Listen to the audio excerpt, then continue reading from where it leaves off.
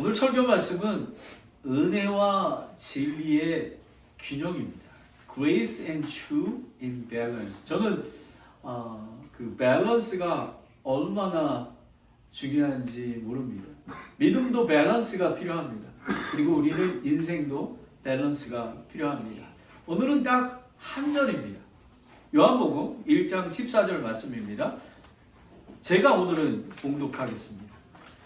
말씀이 육신이 되어 우리 가운데 거하시매 우리가 그분의 영광을 보니 아버지의 독생자의 영광이요 은혜와 진리가 충만하더라. 은혜와 진리가 충만하더라를 함께 읽겠습니다. 시작. 은혜와 진리가 충만하더라. 아멘. 성령님, 이 시간에 오늘 찬송을 불렀듯이 성령 충만한 가운데 오늘 예배를 드리게 도와주시옵소서. 한 형제님, 한 자매님의 그 마음을 만져주셔서 만약에 구원받지 못했다면 예수님을 만날 수 있도록 도와주시고, 그리고 만약에 성령의 인도하심이 없다면 이 시간에 성령을 부어 주시옵소서. 그래서 예수 그리스도의 참 제자, 은혜와 진리를 균형을 맞추는 귀한 성도가 될 수 있도록 인도하여 주시옵소서. 예수 그리스도의 이름으로 기도드렸습니다. 아멘. 오늘날 많은 교회가 두 가지 위험에 직면해 있습니다. 첫 번째 교회는 진리는 있지만 사랑이 없는 교회입니다. 또 다른 교회는 사랑은 있지만 죄를 말하지 않는 교회입니다. 그러나 예수님은 이 둘 중에 하나를 선택하지 않으셨습니다. 예수님 안에는 은혜와 진리가 동시에 충만하셨습니다. 오늘 요한복음 1장 14절을 중심으로 건강한 교회와 건강한 성도의 모습을 살펴보겠습니다. 이것을 보기 전에 사실은 저는 1장 1절부터 1장 18절 말씀을 설교 말씀으로 준비를 했습니다. 그런데 저는 이 진리와 은혜와 진리가 충만하더라는 그 말씀이 저에게는 못 박히는 것 같이 박혔습니다. 그래서 이거를 내가 나눠야 되겠다라는 생각을 들었습니다. 그래서 1장에 보면 예수 그리스도가 하나님이심을 선포하는 장입니다. 요한은 태초에 말씀이 계시니라 라고 했습니다.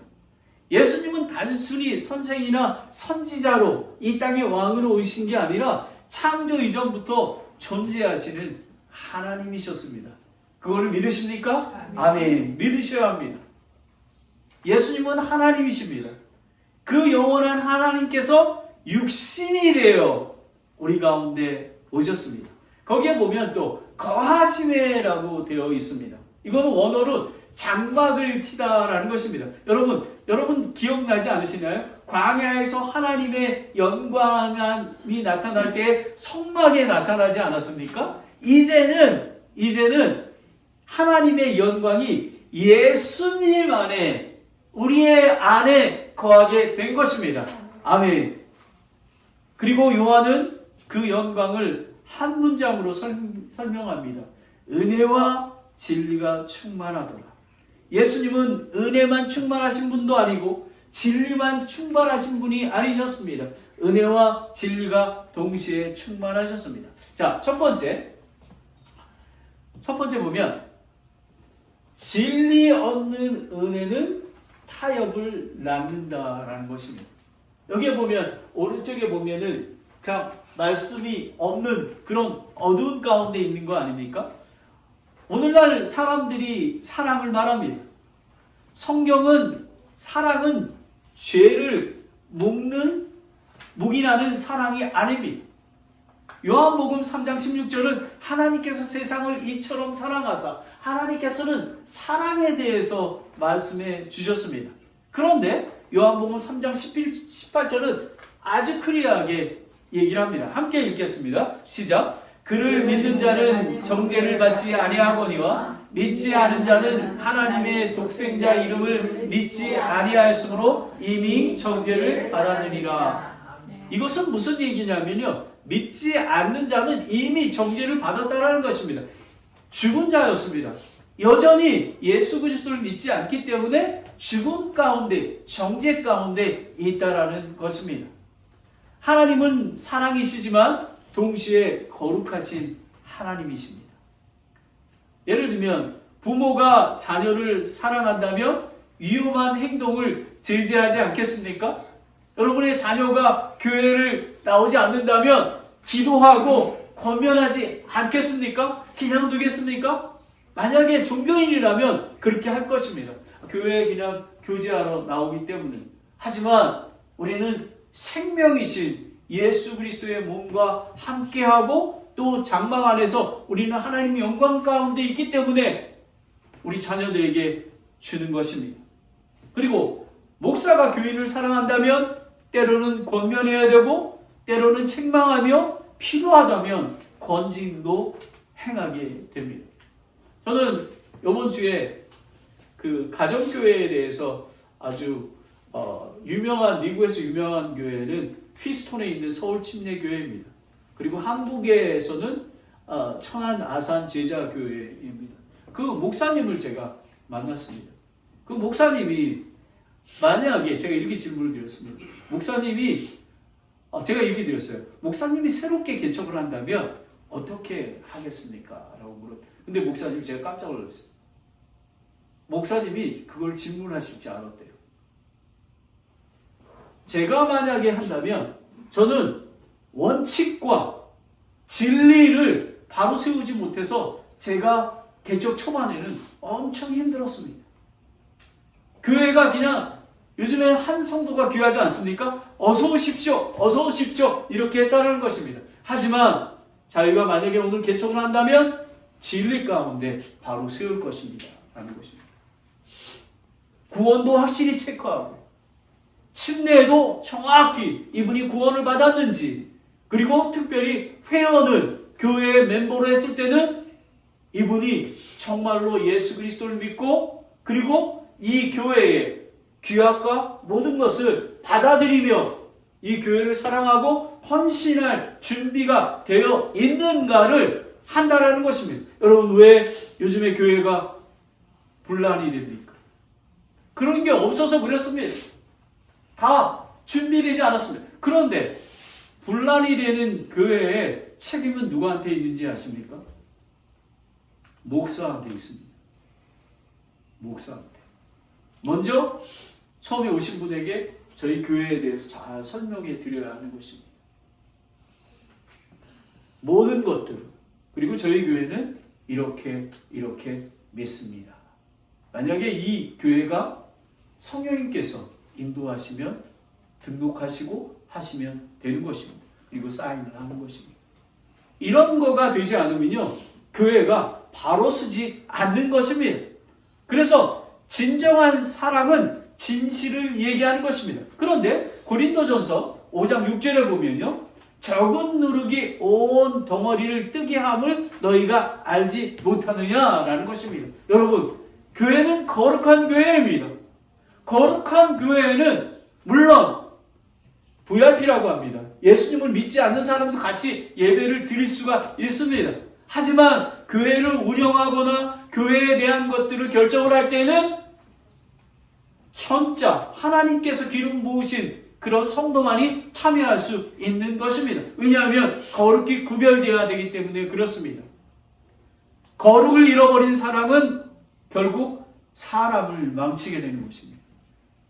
죄를 방치하는 교회는 공동체 전체를 병들게 하는 것입니다. 저는 저희 교회가 거룩한 교회 공동체로 되기를 원합니다. 한 영혼이라도, 한 가정이라도 예수 그리스도를 쫓는 그런 가정이 되기를 원합니다.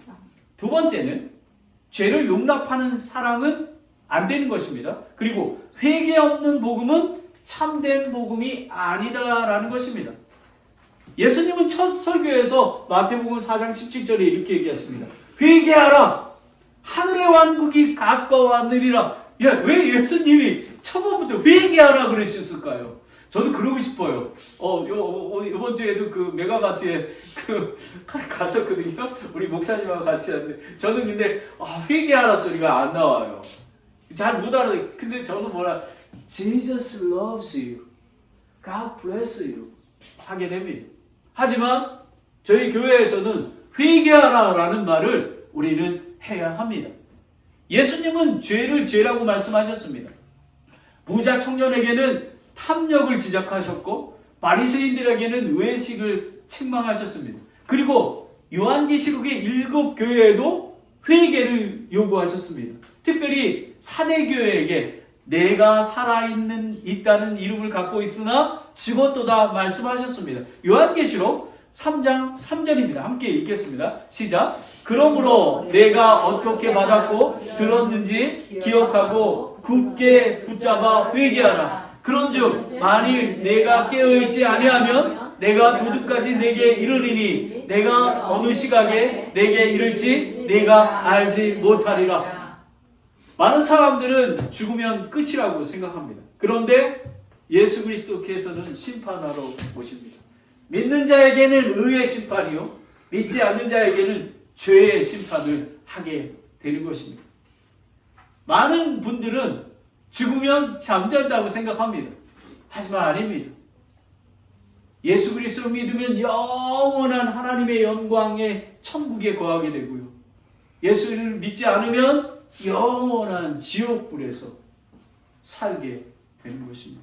그러니 우리가 전도를 안 할 수 있겠습니까? 오늘날 많은 사람들이 하나님은 사랑이시다라고 말합니다. 그러나 예수님은 회개하라라고 얘기합니다. 죄를 언급하지 않는 복음은 예수님이 전하는 복음이 아닙니다. 제가 여러분을 위해서 이 일러스트레이션 조금 더 뚱뚱하게 했어야 되는데 이게 엘리 제사장입니다. 엘리 제사장. 함께 읽겠습니다. 시작. 엘리에게는 사랑은 있었지만 진리를 지킬 용기가 없었습니다. 라는 것입니다. 엘리는 아들을 사랑했습니다. 그러나 그 두 아들 옴니와 비드하스는 재물을 강탈하고 성전에서 성적인 범죄를 했습니다. 근데 엘리는 이렇게 얘기했습니다. 내 아들아, 그리하지 말라. 이렇게 얘기했습니다. 사무엘상 2장 24절에 나옵니다. 죄를 징계하거나 제사장 직분에서 물러나게 하지 않았습니다. 어떻게 이렇게 죄를 범하는 사람이 목사일 수 있겠습니까? 리더일 수 있겠습니까? 그런데 엘리 제사장은 깨어있지 못했습니다. 하나님은 엘리에게 이렇게 말씀하셨습니다. 내가 어찌하여 내 아들들보다 아들들을 나보다 더 귀하게 여기느냐? 사무엘상 2장 29절에 얘기했습니다. 결국 두 아들은 죽었고 엘리 가문도 무너졌습니다. 엄청난 교훈입니다, 여러분. 저는 두렵고 떨립니다. 우리 사랑하는 아들, 딸이 믿음 안에서 자라지 않게 되고 엘리에게는 애정은 있었지만 하나님을 두려워하는 진리의 용기가 부족했습니다. 죄를 바로잡지 않은 사랑은 사랑이 아니라 방임인 것입니다. 죄를 말하지 않는 사랑은 사람을 살리지 못합니다. 그러나 반대로 사랑이 없는 진리도 사람을 변화시키지 못합니다.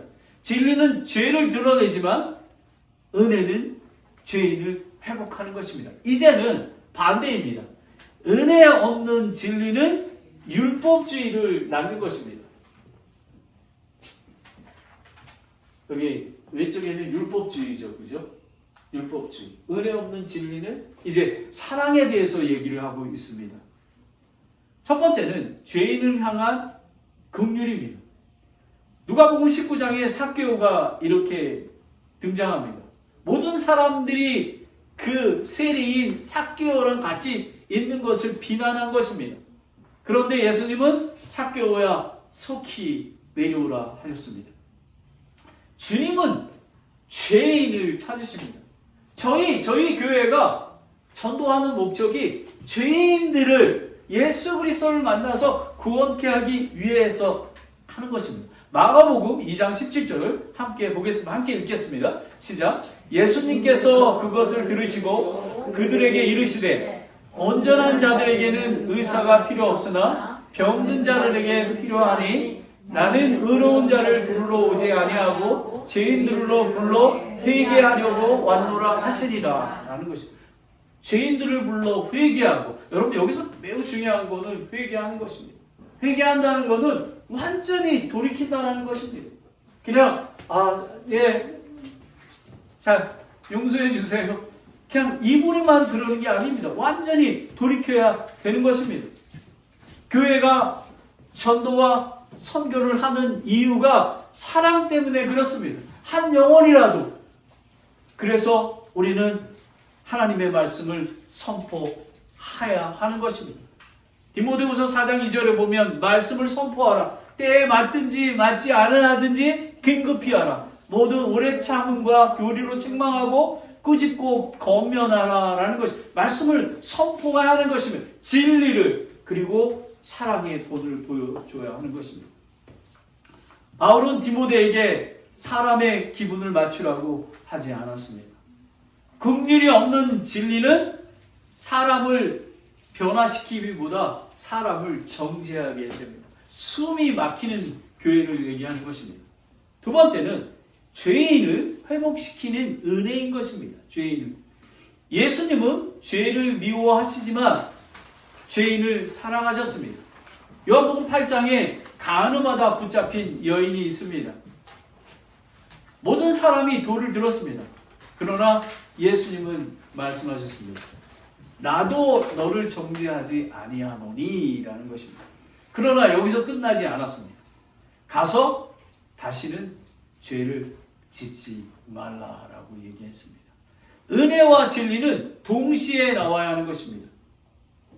진리의 복음을 선포하고 가르치는 침례교회가 조심해야 할 위험도 여기에 있습니다. 성경 말씀은 되게 맞습니다. 하지만 사랑이 없는 교회는 밸런스가 맞지 않습니다. 사람을 변화시킬 수가 없습니다.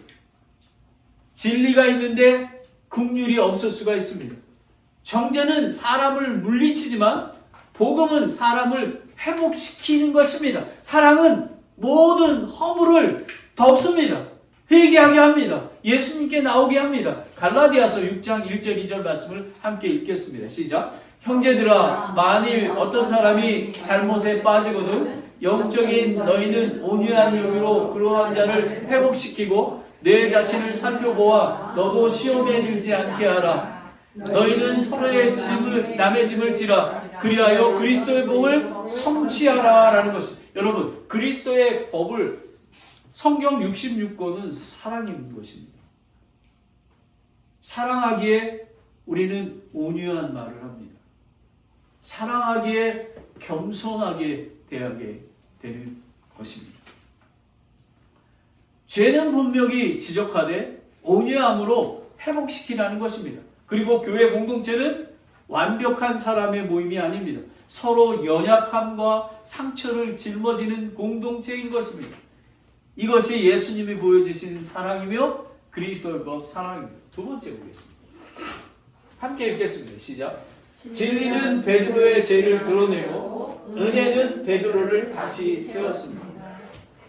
여러분, 그 베드로가 정말 자기 예수님을 죽기까지 쫓는다고 했는데 3번 나는 그를 모른다고 하지 않았습니까? 근데 예수님께서 나타나셨습니다. 예수님께서 잡히시자 베드로는 3번이나 나는 그 사람을 알지 못한다고 얘기했습니다. 부인했습니다. 예수님은 베드로에 찾아가 너는 이제 아웃이야, 끝이야 라고 하지 않으셨습니다. 얼마나 은혜인지 모릅니다. 부활 후 갈릴리의 바닷가에 3번 물으셨습니다. 내가 나를 사랑하느냐? 내가 나를 사랑하느냐? 내가 너를 사랑하느냐? 그랬더니 베드로는 울며 주여 주께서는 모든 것을 아시오매 내가 주를 사랑한 줄 주께서 아시나이다 라는 것입니다. 철저히 회개하고 예수님께 돌아온 것입니다. 예수님은 죄를 묵인하지 않으셨습니다. 그러나 실패한 제자를 버리시도 않았습니다. 그리고 그를 초대교회의 지도자로 세워주신 것입니다. 여러분, 이게 얼마나 하나님의 은혜이지 않습니까? 하나님의 은혜입니다. 회개하고 돌아오면 하나님께서 용서해 주시고 리더로 삼아 주시는 것입니다. 이것이 은혜와 진리입니다. 진리는 죄를 드러내고 은혜는 죄인을 다시 세우게 되는 것입니다. 예수님은 죄를 용납하지 않으셨지만 죄인에게는 언제나 다시 시작할 기회를 주신 것입니다. 예수님은 베드로의 실패를 덮지 않으셨습니다.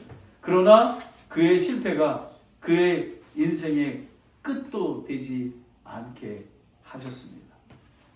예수님은 베드로의 과거를 보지 않으셨습니다.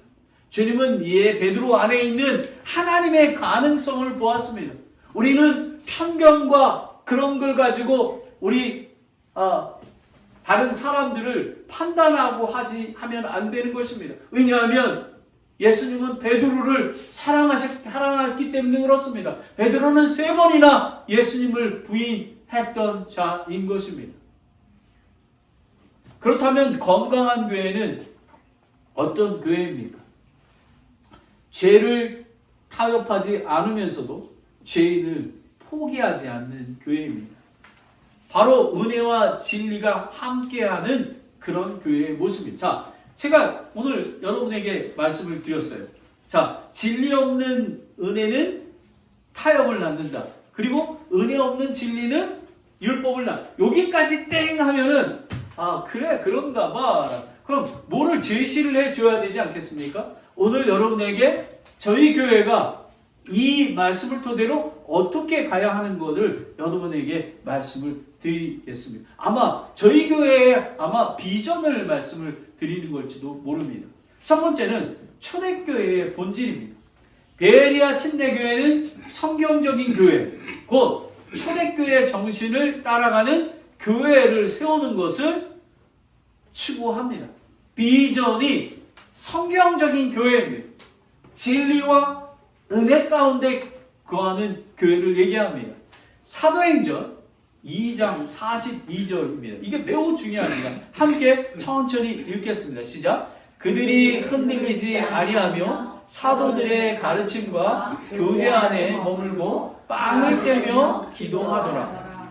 여러분, 오늘 본문이 딱 한 절 아니었습니까? 요한복음 1장 14절에 엄청난 진리가 담겨 있듯이 이 사도행전 2장 42절.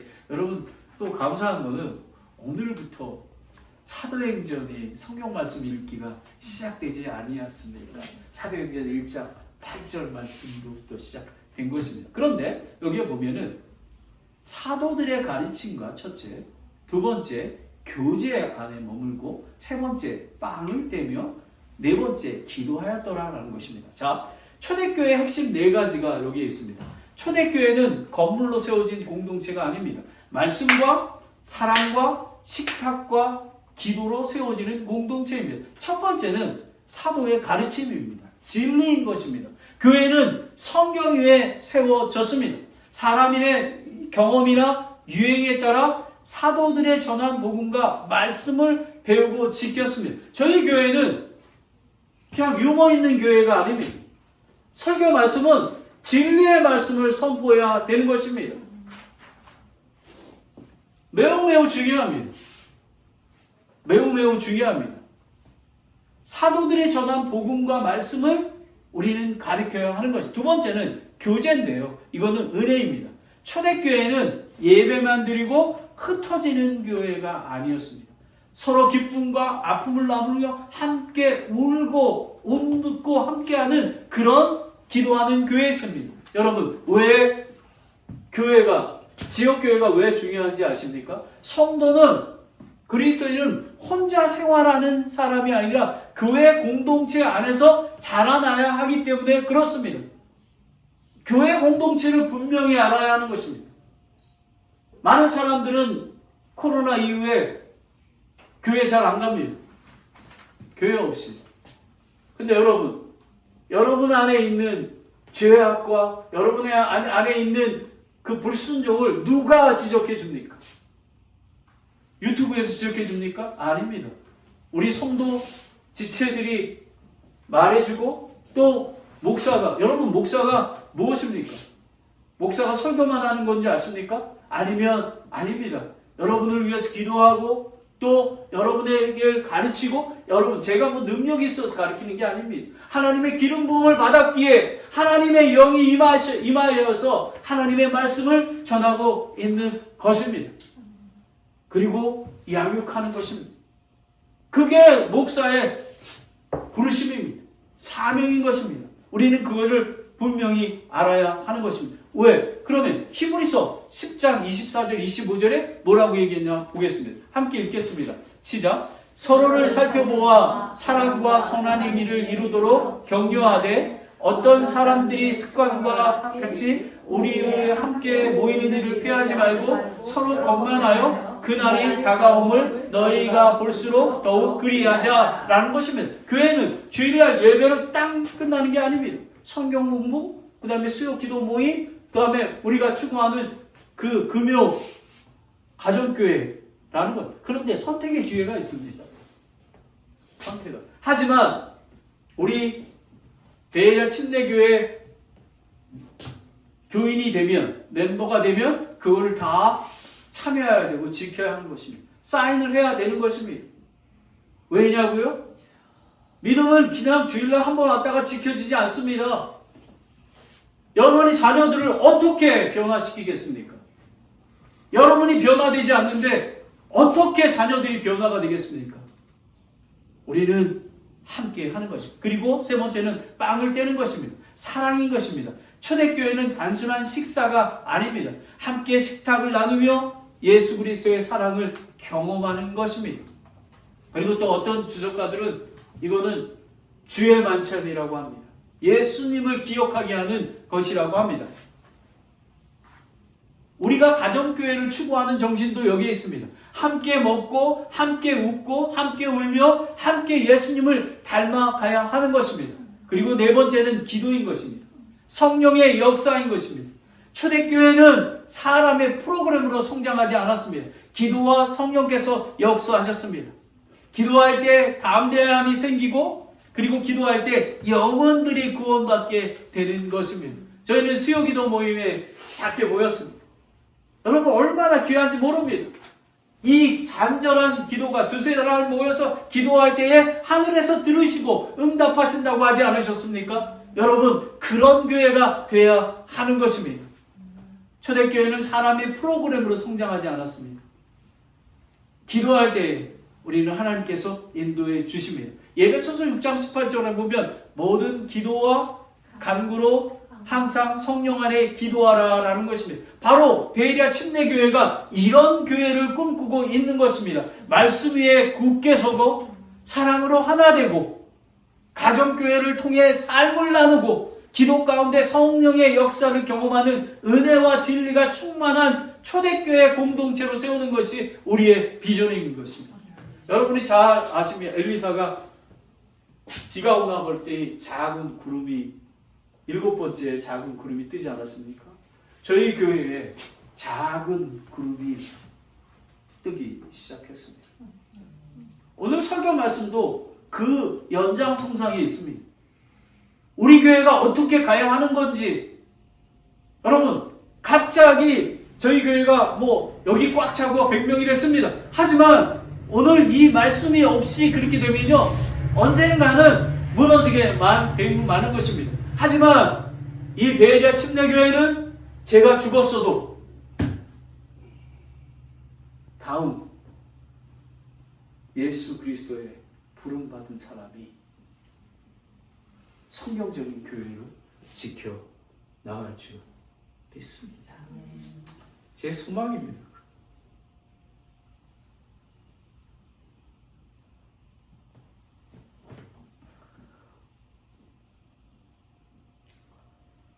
오늘 설교를 그냥 허투루 듣지 말아주시기 바랍니다. 매우 중요한 것입니다. 많은 교회가 이런 진리를 전하지 않습니다. 마지막으로 복음 공동체의 열매입니다. 사랑이 없이 진리를 말하면 칼이 됩니다. 칼이 됩니다. 그리고 진리 없이 사랑을 하면 독이 됩니다. 여러분 보세요. 엘리 제사장처럼. 그러나 사랑 안에서 진리를 말하면 사람을 살리는 약이 되는 것입니다. 그래서 어떤 사람이 그랬다고 그러지 않습니까? 이렇게 6.25 때인가요? 뭐 누가 써기하는데 가방을 메고 성경책을 가지고 가는데 뭐 안에 들어있습니까? 그랬더니 그 사람이 약입니다. 그런데 무슨 약입니까? 그러니까 신약과 구약입니다. 얘기했다고 그럽니다. 여러분 이 약입니다. 이 진리와 은혜 가운데 돼야 되는 것입니다. 예배소서 4장 15절입니다. 함께 읽겠습니다. 시작. 오직 사랑 안에서 진리를 말하며 모든 일에서 그분 안에 이르도록 성정하게 하려 함이라. 그분은 머리니 곧 그리스도시니라. 건강한 교회는 진리를 타협하지 않습니다. 한 가정이라도 두 가정이라도 지켜가야 하는 것입니다. 은혜와 진리와 함께 있을 때 사람이 변화가 됩니다. 하나님께서 저희 교회가 새로운 성경적인 가정교회 사역을 하기를 원하시는 것입니다. 주일 예배와 이제 예배 후에 삶 공부를 하게 됩니다. 진리를 배우는 시간을 갖습니다. 그리고 수요기도 모임에는 리더들이 모여서 성도를 세우고 기도하는 시간을 갖습니다. 그리고 금요일 가정교회 목장 모임에 은혜와 사랑을 경험하는 기도 시간을 함께하는 시간을 갖습니다. 저는 지난번에 목자 세미나에 가서 이런 게 기억나요. 너무 지치지만 내가 10,000번의 밥을 해서 한 영혼이 구원을 받을 수 있다면 제가 10,000번의 밥을 짓겠습니다라고 고백한 자매님이 생각이 나는 것입니다. 여러분, 예수님을 따르는 삶은 사랑의 희생이 필요한 것입니다. willingly 저는 안 그랬습니까? 왜 제가 모든 걸 버리고 목숨을 걸고 예수님을 쫓겠습니까? 진리와 은혜를 전하기 위해서 그런 것입니다. 진리를 강조하면 학교가 되고 교제를 강조하면 친목 모임이 되는 것입니다. 진리를 강조하잖아요. 바리새인 같이 되는 것입니다. 그런데 교회가 친목 모임처럼 변하게 되는 것입니다. 목장이 있습니다. 근데 말씀을 나누지 않습니다. 어느 베이커리에 가서 얘기 나누다가 가게 됩니다. 아무런 능력이 없는 것입니다. 그러나 진리와 은혜와 함께할 때 사람이 변화되고 가정이 회복되며 잃어버린 영혼들이 돌아오는 복음 공동체가 되는 것입니다. 요한복음 13장 34절 35절 말씀입니다. 함께 읽겠습니다. 시작. 내가 생명을 너희에게 주노니 너희는 서로 사랑하라. 내가 너희를 사랑한 것 같이 너희도 서로 사랑하라. 너희가 서로 사랑하면 이로써 모든 사람이 너희가 내 제자인 줄을 알리라 하시리라. 은혜와 진리와 함께할 때 교회는 단순히 모임이 아니라 사람을 살리고 세상을 변화시키는 복음 공동체가 되는 것. 저는 그걸 소망합니다. 그걸 소망합니다.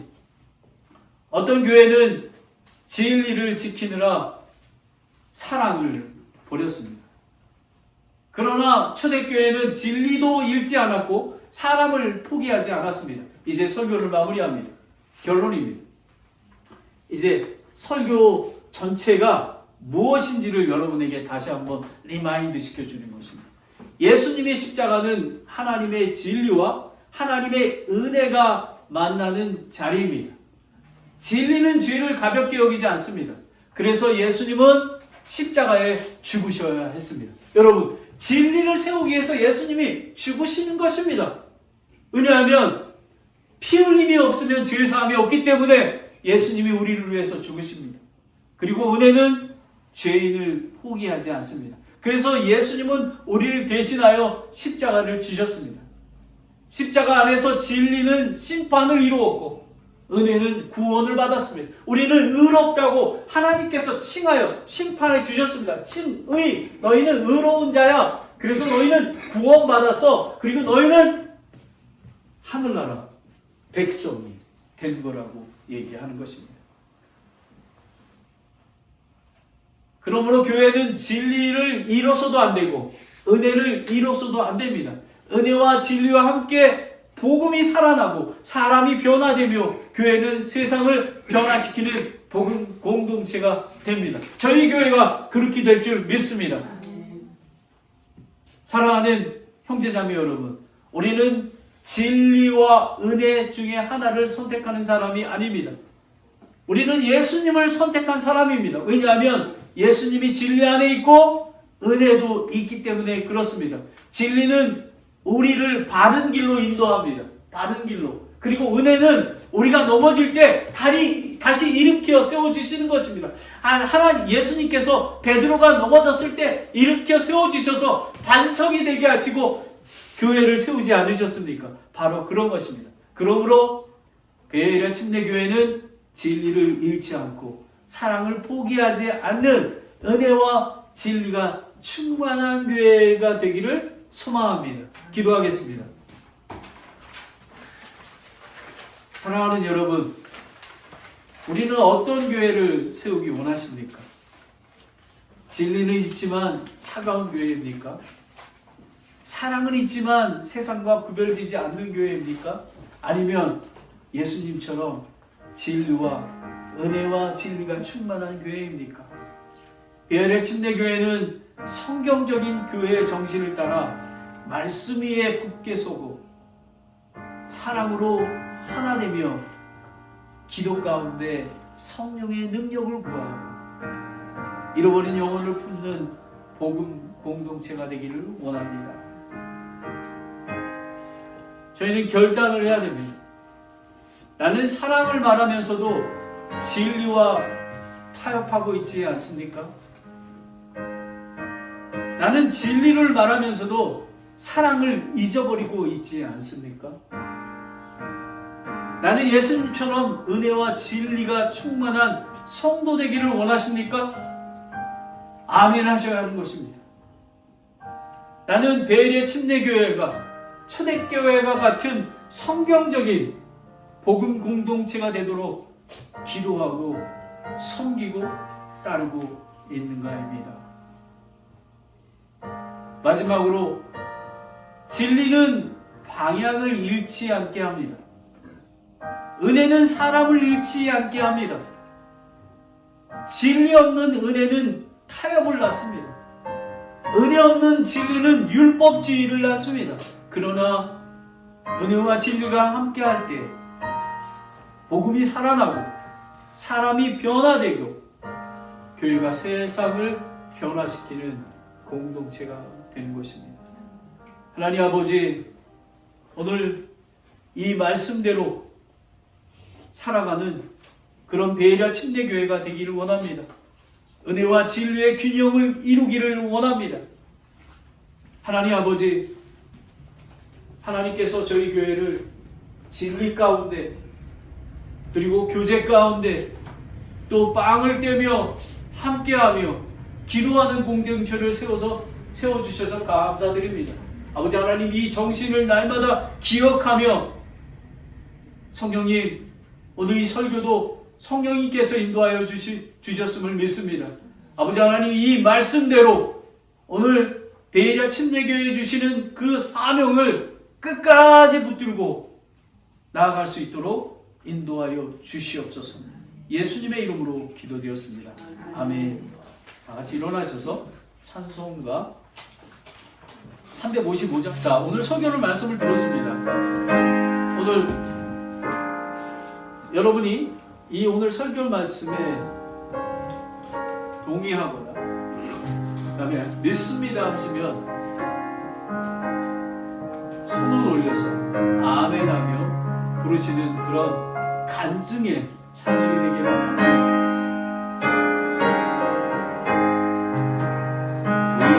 부름마다 나서니 뭐 어디든지 가오리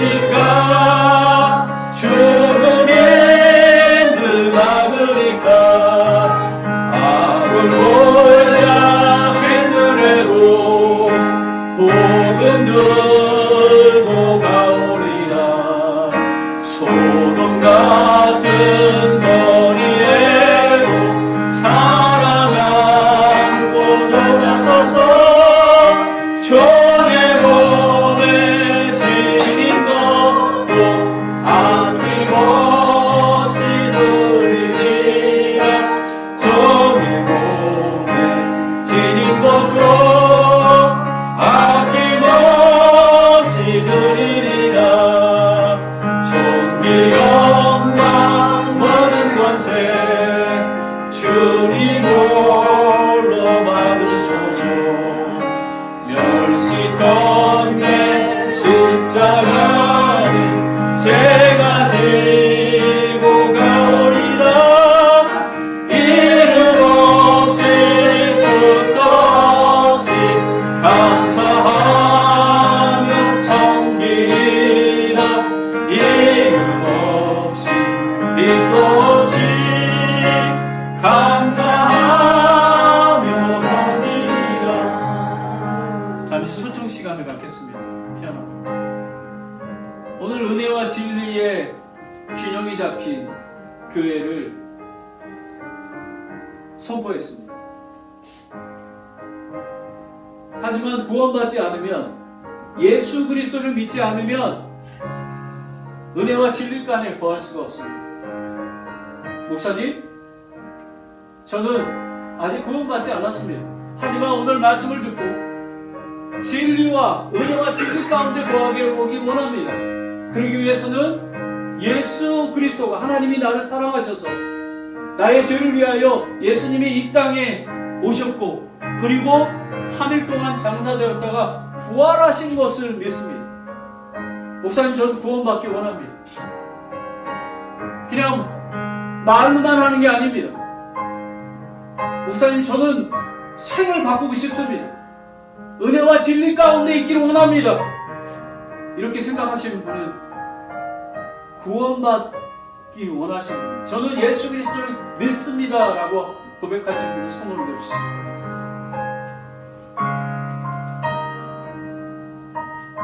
아멘. 여러분, 이런 결단이 없으면,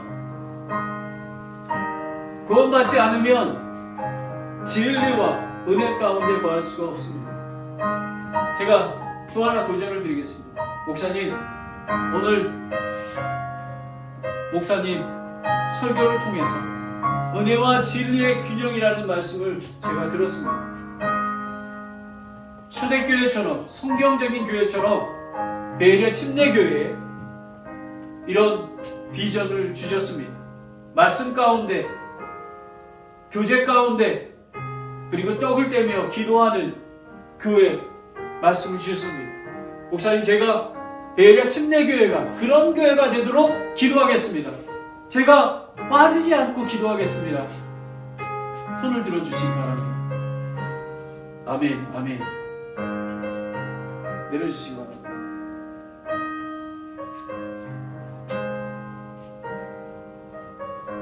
예수 그리스도의 몸인 교회는 그냥 공동체가 아닙니다. 여러분이 예수님을 믿지 못한다면 간절히 기도하십시오. 삭개오가 나무에 올라가지 않았습니까? 그리고 주여 나를 긍휼히 여겨주시옵소서라고 그렇게 고백하지 않았습니까? 그런 고백이 없다면 간절히 구하십시오. 그러면 예수님께서 여러분에게 구원의 은혜를 주실 것입니다. 하나님 아버지, 오늘 성령의 인도하심을 따라 말씀을 선포했습니다. 하나님 아버지, 이 말씀을 깊이 묵상하게 도와주시고 이 말씀을 통해서 구원받고 은혜와 진리 가운데 거하게 되는 귀한 성도님들이 될 수 있도록 인도하여 주시옵소서. 사랑의 교제를 나누게 됩니다. 아버지, 예비 이후에 성경 공부와 교제 가운데, 떡을 떼는 가운데 성령님께서 함께하여 주시옵소서. 예수 그리스도의 이름으로 기도드렸습니다. 아멘.